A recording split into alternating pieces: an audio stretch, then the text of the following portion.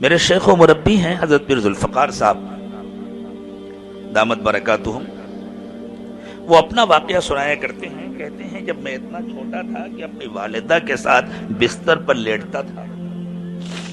کتنی چھوٹی عمر ہوتی ہے جب بچہ ماں کے ساتھ لیٹتا. تو کہتے ہیں رات کے آخری پہر میں میری آنکھ کھل جاتی تھی اور میں ہمیشہ اپنی ماں کو مصلی پر روتا ہوا دیکھتا تھا.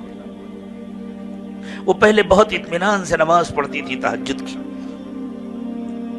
پھر دیر تک اللہ کا ذکر کرتی تھی اور پھر ایسے اپنا آنچل پکڑ کر پھیلا کر اللہ سے مانگتی تھی، جیسے کوئی فقیر کسی بڑے کے دروازے پر جھولی پکڑ کر کھڑا ہو جائے، یوں مانگتی تھی. اور حضرت فرماتے ہیں میری عادت پڑ گئی تھی جب وہ دعائیں کرتی تھی سب کے لیے مانگتی تھی، سب کے لیے مانگتی تھی، اور پھر وہ یوں کہتی تھی اللہ میرے بچے کو، میرے زلفی کو، ذوالفقار نام ہے لیکن ماں محبت میں زلفی کہتی تھی، اللہ میرے زلفی کو اولیاء کا سردار بنا دیجئے.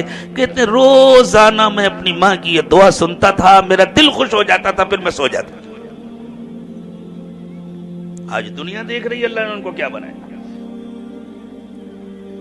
میری ماں، میری بہنوں، میری ماں، میری بیٹیوں، بھتیجیوں، میں اس وقت تم سے کہہ رہا ہوں، ہم ایک دوراہے پر کھڑے ہوئے، ہم شیطانی تہذیب کے ساتھ حالت جنگ میں، ہم تاریخ کے نازک ترین دور سے گزر رہے ہیں.